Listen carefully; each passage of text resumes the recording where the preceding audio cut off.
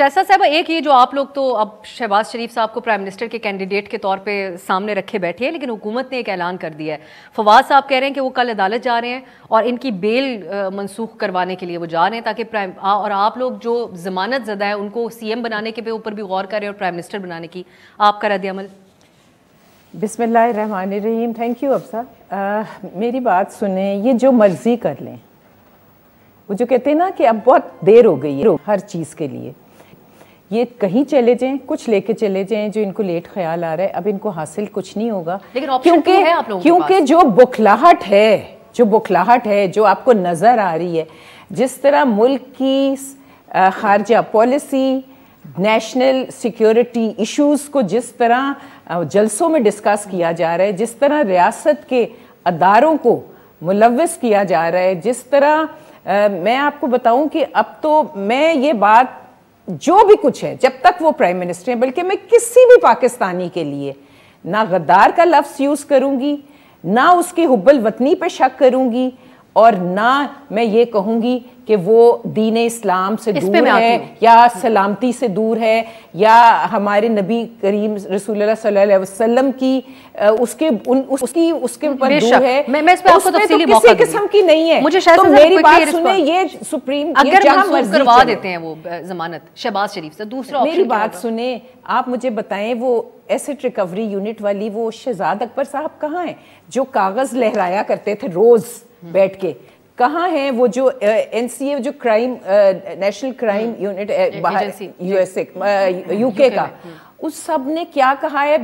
5 سال پیچھے وہ جا سکتے ہیں. ان کے کیس میں وہ 22 سال پیچھے گئے افزا، اور انہوں نے ساری انویسٹیگیشن کی ہے. آپ مجھے بتائیں کورٹس کیا کہتے رہے ہیں؟ کورٹس کیا کہتے رہے ہیں؟ آپ کے کورٹس کیا کہتے رہے ہیں کہ ان کو کہیں انہوں نے سب کو پکڑ کے بند کیا، سب سے کہلوانا چاہا کہ کہو کہ اس میں ہوئی ہے کرپشن، اس میں ہوئی ہے، لیکن کہیں کوئی ثبوت نہیں ملا. یہ جو مرضی کر لیں، ان کو جب سے جو رائٹنگ آن دا وال ہے انہوں نے جب سے وہ پڑھی ہے نا، یہ ذہنی طور پہ اپنا نفسیاتی مریض بن گئے ہیں پوری کی پوری پارٹی. اینڈ آئی کین ان کو ایکچولی اپنا ٹیسٹ کروانا چاہیے. اچھا، میں ابھی شیلا صاحبہ کی طرف جاتی ہوں.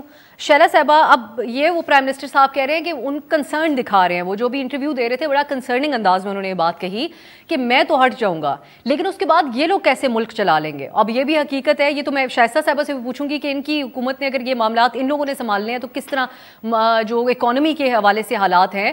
تو اب یہ تو خود پرائم منسٹر صاحب کو اندازہ ہے کہ میں اگر ہٹ بھی گیا تو چلو میں تو اپوزیشن میں بیٹھ کے زیادہ خطرناک ہو جاؤں گا، لیکن آپ لوگ کیسے ملک چلا لیں گے؟ وہ کہتے ہیں ایکسپوز ہو جائیں گے یہ سب. دیکھیے، اس میں تو کوئی شک نہیں ہے کہ وزیر اعظم نے کہا تھا کہ میں نیچے اترا تو اور خطرناک ہو جاؤں گا. آپ نیچے اترے اور جتنے خطرناک ہوں گے وہ ایک الگ بات ہے، لیکن آپ جا رہے ہیں اور جاتے جاتے جتنی خطرناکی دکھا رہے ہیں اس ملک کے ساتھ، اس ملک کی عوام کے ساتھ، اس کے بعد تو واقعی یہ ہے کہ آپ بہت زیادہ بحران نیازی جو آپ کا نام رکھا گیا تھا وہ کر کے جا رہے ہیں. ملک پہ کتنا آپ نے بیرونی قرضہ چڑھایا ہوا ہے، کتنا اندرونی قرضہ چڑھایا ہوا ہے، تجارتی خسارہ کیا ہے، بجٹ خسارہ کیا ہے، اور سی پیک آپ نے لپیٹ کے رکھ دیا ہے. آپ ڈالر کی آج جو ہے تمام حدیں پار ہو گئی ہیں.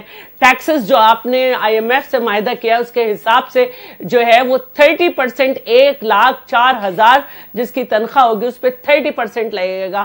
آلریڈی ہر یونٹ پہ آپ 4 روپے اتنے پیسے زیادہ دیں گے. سوال یہی تھا نا، یہ سب آپ لوگ اسی بنیاد پہ آپ عدم اعتماد لے کے آ رہے ہیں. یہی بنیاد ہے جس کے اوپر آپ لوگ کہتے ہیں کہ یہ پرائم منسٹر ملک نہیں چلا سکتے. عدم اعتماد آج بھی آپ کے چیئرمین سے سوال ہوا کہ آپ فوری انتخابات کب چاہتے ہیں، تو کوئی ڈیٹ ڈیسائیڈڈ نہیں ہے، آگے کا پلان آپ کے پاس نہیں ہے. شیلا صاحبہ جی، یہ جو طوفان ہے اس کے آگے ہمیں بند باندھنا تھا نا، ورنہ تو ابھی تو یہ پہنچائیں گے ڈالر کو 200 تک پہنچاتے.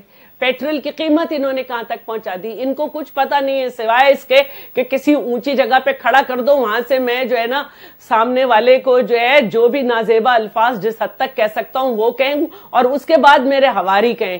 تو یہ وقت اب ختم ہو رہا ہے. میں سمجھتی ہوں کہ پاکستان کی سیاست میں ایک دفعہ پھر تہذیب، اخلاقیات اور ڈائیلاگ کا جو ہے وہ سلسلہ داخل ہوگا. اور اس وقت عمران صاحب کو یہ سمجھنا چاہیے کہ जिनको वो मुनहरिफ कह रहे हैं, जिनको आइन जो है अपने जो है आइन की तरफ से उनके ऊपर बाकायदा शिक लग रही है कि अगर ऐसा किया तो क्या होगा, ऐसा किया तो क्या होगा। उसके अलावा 177 लोग हमारे पास हैं। उसूलन इमरान नियाजी साहब को समझ लेना चाहिए कि उनको बहैसियत वजीर आजम अब अमूर अंजाम नहीं देने चाहिए।